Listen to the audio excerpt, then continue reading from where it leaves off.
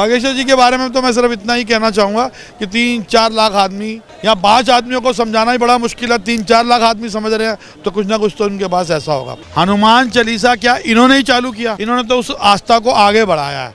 अब उसके लिए अंधविश्वास कहना ये तो बहुत बड़ी बेवकूफ़ी होगी। पहले ये राष्ट्र जो था हिंदू राष्ट्र था, और हिंदू राष्ट्र के बाद हमारे मुगलों ने कुछ राज्य में हमारे कब्जा किया। हमारी छोटी छोटी सियासतें थी, उन्होंने सियासतों पर कब्जा करने का वहाँ की बहू बेटियाँ जो हमारी बहू बेटियाँ हिंदुओं की थी उन्हें कन्वर्ट किया, नहीं तो अदरवाइज उनके लिए जो हालात किए गए तो वो कन्वर्ट हो गए।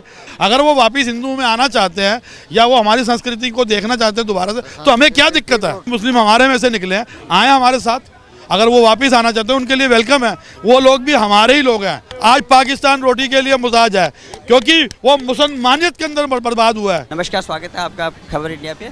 हम बात करते हैं बागेश्वर धाम की। जिस तरह से बागेश्वर धाम में जो धीरेन्द्र शास्त्री को जो टारगेट किया जा रहा है और उस पर आरोप लगाया जा रहा है कि ये लगातार जो अंधविश्वास फैला रहे हैं, धर्म में अंधविश्वास फैला रहे हैं, लोगों को बरगला रहे हैं, तो उन पे जो है पूरा बवाल बचा हुआ है। सोशल मीडिया से लेकर पूरे इलेक्ट्रॉनिक मीडिया पे उनको टारगेट किया जा रहा है। तो हम इस सिलसिले में यहाँ पे बात करने आए हैं। यहाँ पे कुछ लोग जानकार हैं जो उनके बारे में बताएंगे कि क्या ये झाड़ फूँक करना और ये तमाम जो है अंधविश्वास फैलाना क्या आचार्य धर्मेंद्र शास्त्री एक अलग से कर रहे हैं या इनके साथ साथ जो है सभी लोगों का यही मुद्दा होता है। तो सर, आपका क्या शुभ नाम है?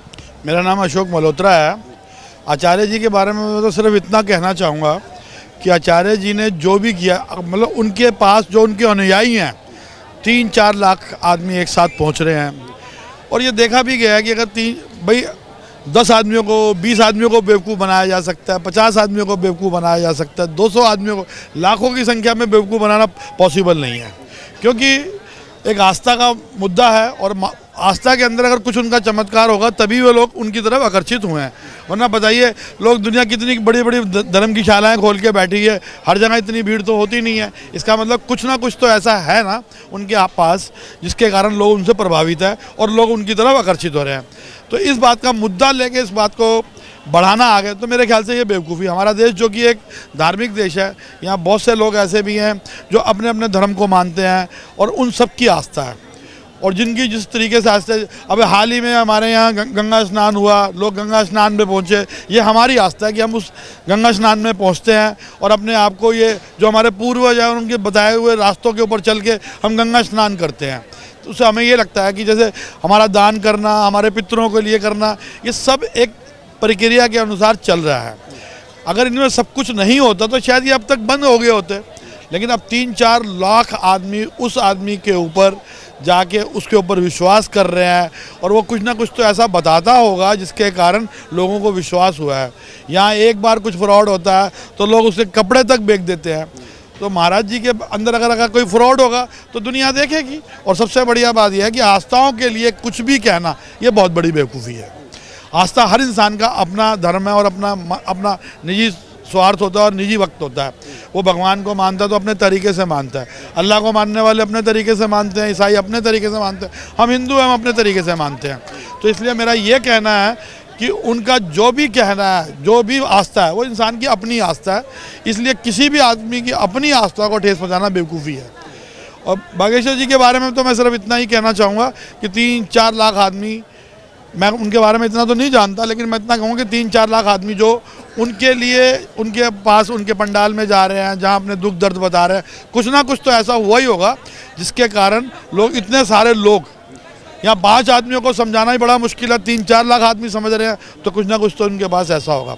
और आस्था के ऊपर कोई भी किसी भी तरीके की उंगली उठाना बहुत बड़ी बेवकूफ़ी है। श्याम मानव जो नागपुर के हैं महाराष्ट्र में, वो एक संस्था चलाते हैं जो अंधविश्वास निर्मूलन एक संस्था है उनके अखिल भारतीय स्तर पे। उन्होंने केवल जो है आचार्य धर्मेंद्र शास्त्री को ये टारगेट किया है। और आप बताइए कि क्या ये आचार्य जी जो रामचरित मानस और ये हनुमान चालीसा का जो करें कि उसका जो व्याख्यान कर रहे थे, उसमें है कि आप नेगेटिविटी को जो है उभार करके पॉजिटिव की, जैसे हमारे जो है हनुमान चालीसा में लिखा हुआ, उसी का वो गुणगान कर रहे थे। तो क्या श्याम मानव को क्या हिंदू धर्म में ही ये दिखा कि यहाँ पे जो है लोगों को बरगलाया जा रहा है? कई जगह झाड़ फूँक होती है, तमाम जो है मज़ारों में भी सब लोग लगे रहते हैं, तो क्या उनको यही नजर आएगा? अच्छा, एक बात बताइए कि आपका ये कहना है कि झाड़ फूक हो रही है हर जगह, ये सब बातें। हनुमान चालीसा पढ़ा जा रहा है। हनुमान चालीसा क्या इन्होंने ही चालू किया? ये हमारे पूर्वजों ने चालू किया होता। जब से रामायण बनी तब से ये हनुमान चालीसा आ रहा है।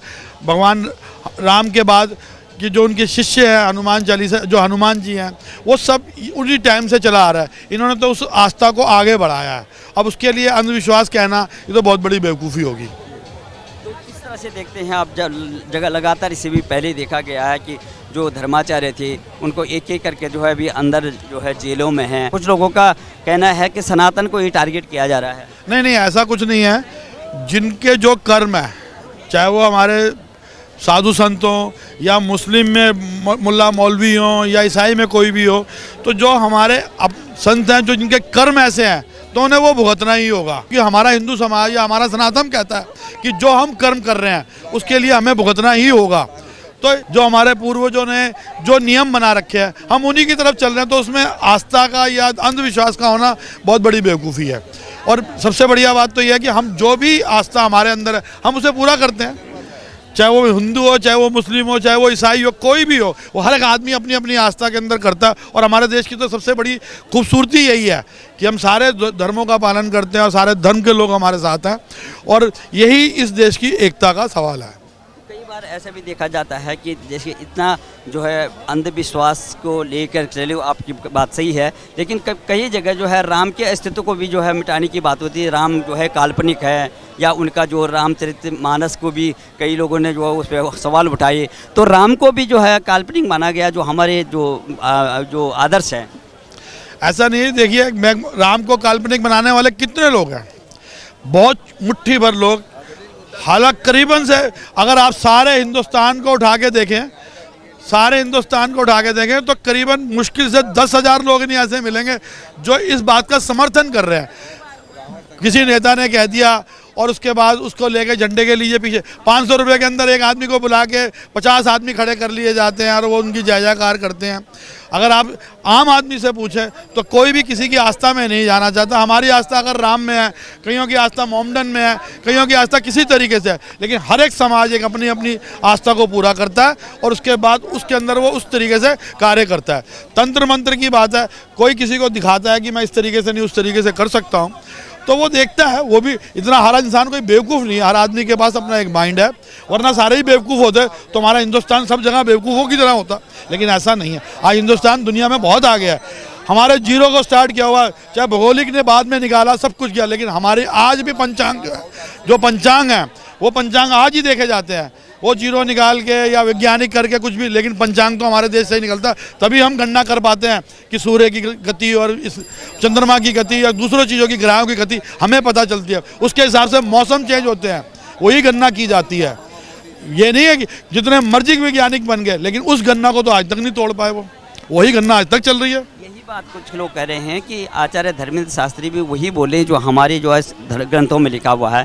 हनुमान चालीसा का जो वर्णन करते हैं, उनका व्याख्यान करते हैं और उसे कथावाचन करते हैं। उसमें जो नेगेटिविटी है उसको पॉजिटिविटी की बात करते हैं। लेकिन कुछ लोगों का कहना है कि आचार्य धर्मेंद्र शास्त्री जी ने कि कुछ लोगों को जो है घर वापसी की बात करी थी कि अगर कोई भूले भटके जो है अगर किसी का धर्मांतरण हुआ होगा तो वह वापसी सनातन में आ सकता है। तो क्या उसी का परिणाम तो नहीं है कि उनको जो है लांछन लगाया जा रहा है? नहीं नहीं, ऐसा कुछ नहीं है। देखो जी, हिंदू या मुसलमान, पहले ये सारा राष्ट्र जो था हिंदू था, उसके बाद पहले ये राष्ट्र जो था हिंदू राष्ट्र था, और हिंदू राष्ट्र के बाद हमारे मुगलों ने कुछ राज्य में हमारे कब्जा किया। हमारी छोटी छोटी सियासतें थी, उसके ऊपर कब्जा करने के बाद उन्होंने सियासतों पर कब्जा करने का वहाँ की बहू बेटियाँ, जो हमारी बहू बेटियाँ हिंदुओं की थी, उन्हें कन्वर्ट किया। नहीं तो अदरवाइज उनके लिए जो हालात किए गए तो वो कन्वर्ट हो गए। क्या देखा जाए तो वो मुस्लिम भी तो हमारे ही हैं, हमारे अपने ही हैं, जिनकी वजह से उन्होंने धर्म चेंज कर लिया अपने बहू बेटियों को बचाने के लिए, तो वो हमारे में से निकले। अगर वो वापस हिंदू में आना चाहते हैं या वो हमारी संस्कृति को देखना चाहते हैं दोबारा से, तो हमें क्या दिक्कत है? क्या देखेगा, क्या दिक्कत है? जिस तरह से लोग कह रहे हैं कि इस तरह से जो ये प्रोपेगेंडा जो है लगातार चलाया जा रहा है, उन्होंने यही बात पकड़ ली है कुछ लोगों ने कि ये लोग जो है औरों का, जैसे नारियल तोड़ना पे भी उनको टारगेट किया गया कि मंदिरों में नारियल तोड़ना, वो इस तरह से बातें करना है कि भूत 50 निकट नहीं व्यापी, जो कि धर्मशास्त्रों में लिखा हुआ है। तो वो कहते हैं कि क्योंकि अन्य धर्मों में भी आप जैसे चादर चढ़ाते हैं, पुष्प चढ़ाते हैं या झाड़ फूँक करते हैं वो पंख से, तो वो कहते हैं कि वो नज़र क्यों नहीं आया शाम जो है शाम मानव को। दोबारा बताएं, एक छोटी सी बात और शाम मानव को ये एक बात यही क्यों नज़र आई कि ये जो है अपने जो धर्म जो व्यास गद्दी से जो ये बात व्याख्यान कर रहे हैं हनुमान चालीसा का, और धर्मों के लोग भी जो झाड़ फूँक करते हैं, तो उसका देखिए, और धर्मों के लोग जो झाड़ फूँक करते हैं, हर एक की अपनी एक आस्था है। मेरी एक आस्था अगर गंगा में है, और कुछ लोगों की आस्था जो है मस्जिद में जाके मदीना तक जाते हैं। क्यों जाते हैं? हर एक की अपनी अपनी एक आस्था है, और हर अपनी अपनी अपनी आस्था को मानता है। और उस आप चुप रहो यार, गंगोत्री तक जाते हो तो हर आदमी अपने अपने धर्म का पालन करता है। उसमें कोई हिंदू कोई मुसलमान नहीं है। उनके झाड़ फूँक करते हैं या हमारे झाड़ फूँक करते हैं, उन्हें लगता है कि हमें झाड़ फूँक करने से एक मनोवैज्ञानिक तरीके से हमें वो रिलीफ मिलता है, तो हम करा लेते हैं, उसको हम तंत्र मान लेते हैं। अदरवाइज देखा जाए, अगर हम भगवान की पूजा करते हैं तो पहले संतोष हमारे मन के अंदर मिलता है। हम उस संतोष को जो मिलता है मन के अंदर, हम उसके बाद जाके हम उसके अंदर हमारी आस्था जागती है, हमें संतोष पैदा होता है, हमारे मन के अंदर एक शांति पैदा होती है, जिसके बाद ये सारी चीज़ें हम अपने मन से कर लेते हैं। आप पूरे एनालाइज कीजिए कि मुट्ठी भर लोग, सिर्फ मुट्ठी भर लोग जो हैं वो उसकी बात की आस्था को बढ़ा रहे हैं। उसके तंत्र होता है, मंत्र होता है, वो उसके बारे में। और कभी भी एक चीज़ नोट करके देखिए, उन राजनीतिक पार्टियां जो दूसरे के अपोजिट बोलती हैं, उन्हीं की सारे अखबारों में बयान दिए जाते हैं। जो पॉजिटिव बोलते हैं उनके बयान क्यों नहीं दिए जाते? क्योंकि कुछ लोग वो दिखाना चाहते हैं कि हम भी लैम्पलाइट में हैं, ताकि वो ये दिखा दें कि हम भी विरोध कर रहे हैं। लेकिन उनसे अगर पूछा जाए तो उनके घर के खानदान खोला जाए तो वो लोग भी आस्था के अंदर कहीं ना कहीं इन्वॉल्वमेंट होंगे। लेकिन बट रियलिटी यही है कि इंसान को सिर्फ जो दिखाया जाता है वही वो पढ़ता है। शास्त्र के जो है उसमें कई तबके के लोग हैं, कई वर्गों के लोग हैं, उसमें बुद्धिजीवी भी हैं, वकील हैं, डॉक्टर हैं, सभी लोग जो है उनकी बात को सुनते हैं और तर्क संगत तरीके से अपने को आत्मसात करते हैं। तो आपको क्या लगता है कि क्या ये एजेंडा बनाया जा रहा है, ये क्या हो रहा है? देखिए, सब राजनीतिक स्टंट है, सीधा सा वर्ड है। आगे चुनाव भी आने वाले हैं, इस तरीके से राजनीतिक स्टंट किया जाता है। जो धर्म साधु हैं, जो जेल के अंदर है, उनके कर्मों के आधार पर वो जेल के अंदर हैं, ना कि किसी आम आदमी ने उन्हें उठा के अंदर कर दिया। उनके खिलाफ अगर कोई सबूत मिला है या उनके खिलाफ कोई बातें हुई हैं, तभी वो जेल के अंदर गए हैं। और यही मोदी सरकार के अंदर ये एक फैसिलिटीज़ हुई है। इंसान को ये लगता है कि हमें जस्टिस मिल सकता है, हमें न्याय मिल सकता है। इस वजह से हम लोग ये गुहार लगाते हैं। और जब ये सब हम लोग देखते हैं तो उसके बाद सिद्धू, जो कि कांग्रेस के बहुत अच्छे प्रवक्ता थे, वो जेल में है, 26 जनवरी में छूटेंगे। क्या इतने साल तक, 25 सालों तक वो केस चलता रहा? आफ्टर ऑल इसी समय क्यों हुआ? राम जन्मभूमि का मुद्दा भी इसी समय पर पूरा हुआ। बहुत से कई ऐसे पॉलिटिकल पार्टियां जो हैं उन पर ईडी की रेड हुई। अगर मैं लिख के देता हूं कि अगर हिंदुस्तान के सारे पॉलिटिशियन, सारे विधायक, सारे ब्यूरोक्रेट से अगर पैसे ले लिए जाए तो महंगाई नाम की चीज़ नहीं रहेगी यहाँ। मगर ये चीज़ नहीं सोचेंगे, वो ये चीज़ सोचेंगे किसी तरीके से नया चीज़ निकाली जाए तंत्र के अंदर, मंत्र के अंदर, कि वो तंत्र की चादर चढ़ा रहे हैं तो वहाँ तंत्र होता है। ऐसा कुछ नहीं। हर एक इंसान की अपनी आस्था है, वो काम करता है जो उसका दिल कहता है। कोई किसी को पकड़ के 1 रुपया नहीं ले सकता। तो फिर वो मतलब इंसान वहाँ 4 लाख आदमी पहुँच जाएगा। ये सोच के देखिए, आप भी सोचने वाली बात है कि 4 लाख आदमी उस आदमी की बात सुन रहे हैं। आफ्टर ऑल ऐसी क्या बात है? एक कॉन्स्टिट्यूंसी के अंदर 20,000 आदमी या 25,000 आदमी होते हैं। वो वोट लेने के एक घर के अंदर जाता है और बताता है कि मैं ये सब कार्य करूँगा। 4 लाख आदमी वहाँ पहुँच रहा है उस आदमी के पास अपना कष्ट निवारण करने के लिए। तो गलत कहाँ है? कि ये कौन लोग हैं जो इस तरह से जो है अगर सनातन की बात कर रहे हैं तो उसको भटकाने की कोशिश करते हैं और उसको जेल में डालने की बात करते हैं? देखिए जी, एक बात है, कोई घर वापस आना चाहे, कोई सुबह का भूला अगर शाम को घर वापस आ जाए तो उसको भूला कहा जाएगा? अगर कुछ हिंदू कोई मोमडन जो है हिंदू में आना चाहते हैं, या कोई हिंदू है जो मोमडन में जाना चाहता है, वो उसकी अपनी आस्था है। इंसान, हमारा देश का सबसे बड़ी खूबी यही है कि हम लोकतंत्र में हैं। हम अपनी आवाज़ उठा सकते हैं और हमारे को पूरा अधिकार मिलता है कि हम किसी भी धर्म में जाके किसी भी धर्म को अपने आप में अंदर कन्वर्ट कर सकते हैं। हम तो ये मानते हैं कि मुस्लिम हमारे में से निकले हैं, आए हमारे साथ, अगर वो वापस आना चाहते हैं उनके लिए वेलकम है। वो लोग भी हमारे ही लोग हैं। मैं इस बात को गारंटी से लिख के देता हूँ। आज पाकिस्तान रोटी के लिए मुहताज है क्योंकि वो मुसलमानियत के अंदर बर्बाद हुआ है। हमारी वजह से नहीं है। अगर हमारे देश के मुस्लिम आज भी संपन्न है, अगर आप देखा जाए कौन सा ऐसा मुस्लिम है जो बीजेपी के आने के बाद परेशान हुआ है, लिख के बताए। सिर्फ वो कुछ नेता ही हैं जो जेल में चले गए, उनके जो समर्थक हैं वो बोलते हैं कि ये इस तरह हुआ। छोटा जो जो जो विपक्ष का जो है, जो पॉजिटिव जो है मुद्दे उठाने चाहिए थे, उसको भटकाने के लिए जो धर्म के आधार पे लेके आ गए, और एक लॉबी जो है इस तरह से काम कर रही है। लोगों का कहना है कि ये तमाम जितने भी धर्माचार्य हैं उन पे एक एक करके जो है उनको टारगेट करके उनको अंदर करने की बातें हो रही है। ऐसा है, एक बात बताइए, इतने धर्मचार्य हैं और जब से 8 सालों में कितने अंदर हो गए?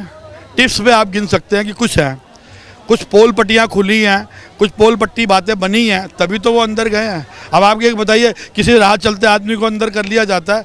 वो जहाँ तक धर्माचार्य बने और जिन्होंने ये जो उन्होंने बुरे कर्म किया, अपने कर्मों को भुगतने, कुदरत यही है। कुदरत अगर यहाँ है तो उनको अपने कर्मों को भुगतना पड़ेगा, आज नहीं तो कल वो भुगतेंगे जरूर।